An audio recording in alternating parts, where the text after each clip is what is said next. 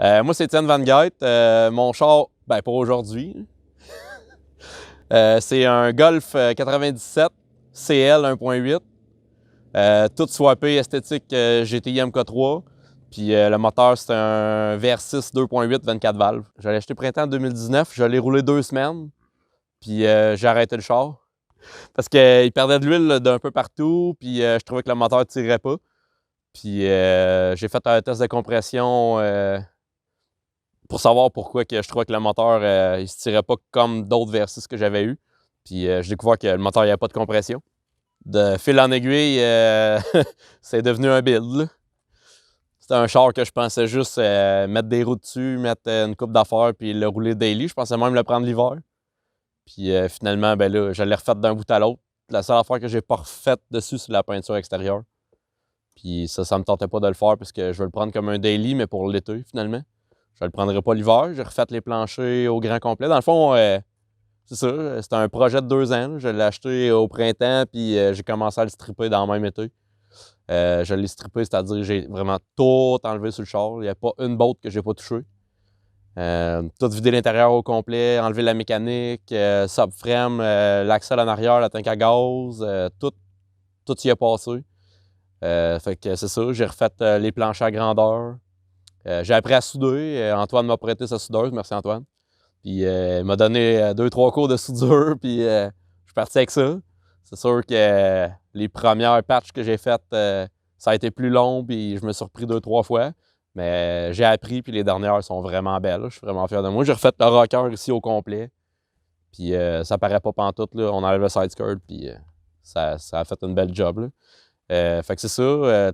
Toute la suspension en neuf. Il y a des coilovers flambant neuf dessus. Toutes les bushings en neuf à grandeur, les tables de VR, sway bar de VR. Le char, à part que le shell, c'est pas un vrai VR, il n'y a pas le toit vrai. Il y a tout de VR. Là, tu pourrais le comparer avec un vrai VR6, puis il y a vraiment tout. Là, tout est pareil, là, à part qu'il n'y a pas l'ABS, mais la plupart des gens l'ont délité là, sur les MK3. Puis c'est ça, là, le moteur, c'est pas le moteur qui était dedans.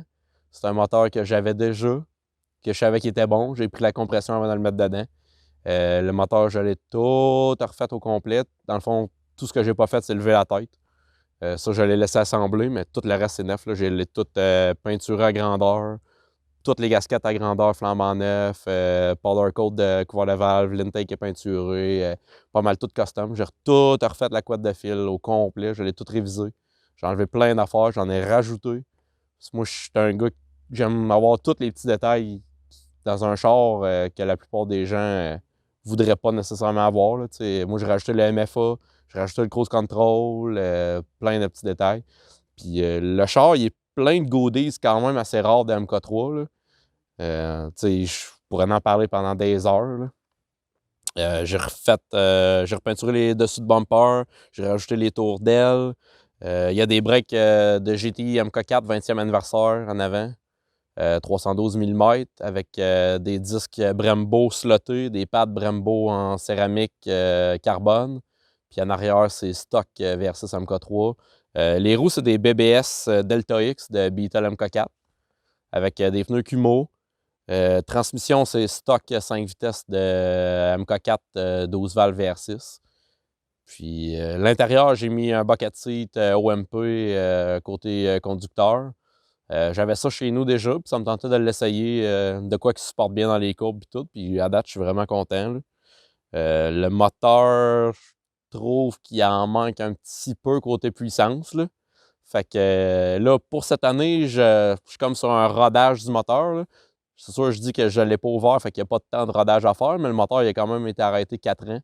Fait que je suis un gars qui est assez réserviste. J'aime bien que mes choses soient fiables. Là. Fait que je me suis dit, je vais faire un 1000-1500 km avant de mettre ce que j'ai installé dans la valise. Dans la valise, j'ai un kit de nitrous, un kit wet. Je prévois mettre un 100-125 shots. Fait que d'après moi, ça va le réveiller en masse. Là. De même, c'est quand même pas si pire. Puis là, je vais probablement refaire ma programmation dans l'ordinateur. Puis en plus, rajouter le NOS l'été prochain. Fait que ça va être assez intéressant. Mais côté torque puis son, c'est un VR 24 valves, là, fait que c'est vraiment intéressant. Là. c'est vraiment le fun. Tu sais, comme aujourd'hui, on est venu au parc de la Mauricie, puis la route, c'est vraiment le fun dans ce char-là. Là. Il y a du torque, puis il y a du son en masse. Là. Puis, tu sais, je suis un vendu MK3, fait que moi, ce char-là, en partant, je l'aimais. Là. Puis là, je le dis à plein de monde, c'est le MK3 que j'ai essayé qui va le mieux dans tout ça que j'ai eu. Mais c'est sûr que c'est le premier que je refais vraiment d'un bout à l'autre. C'est toutes les bushings sont neuves, toutes les bolts sont torqués comme il faut. Fait que c'est sûr que ça y en donne pas mal. Là. Projet à long terme, je dirais, ben là, la transmission, elle va pas super bien. Il y a des gears qui grichent, mettons, dépendamment comment j'y rentre. Là. Fait que éventuellement, j'aimerais ça mettre un différentiel autobloquant dedans puis faire un overhaul de la transmission pour dire que ça va vraiment bien. J'ai fait un overhaul du moteur, fait que le moteur va vraiment bien. Puis c'est ça, ben, comme je disais tantôt, l'été prochain, ça va être. On va essayer le Nitrous. Puis si je trouve que c'est pas assez, c'est sûr que j'ai d'autres projets, là, des gros projets. Là, fait que lui, je vais probablement le laisser de même, mais peut-être éventuellement le mettre turbo là, si j'ai la chance de tomber sur un setup pas trop cher. Je le mettrais peut-être bien turbo, j'aimerais ça. Ben là, le projet, mettons que je vais commencer 2 projets en même temps. J'ai un Jetta MK3 comme Gabriel Bourgault, le même modèle. Je veux faire vraiment un show car avec. J'ai un moteur d'Europe que j'ai fait venir. C'est un VR5. Il n'y a pas beaucoup de monde qui connaissent ça. Puis je vais faire un VR5 turbo. Puis c'est vraiment un show car, là, fait que c'est un gros build là, comme Antoine, comme Gabriel, là, plusieurs années. Sinon, un build un peu plus simple, mais méconnu. Je pense pas qu'il y ait jamais eu ça. En tout cas, j'en ai jamais vu. J'ai une Audi A4 B6 que je vais mettre un W8 de Passat dedans l'été prochain. Cet hiver, dans le fond, je vais faire mes 2 mécaniques. Je vais faire mon VR5 turbo. Puis je veux préparer mon W8 pour le swap. Mais c'est mes 2 autres projets. Là. Puis ben, là, c'est pas vraiment un projet, c'est des upgrades. Un GTM K4 20e anniversaire.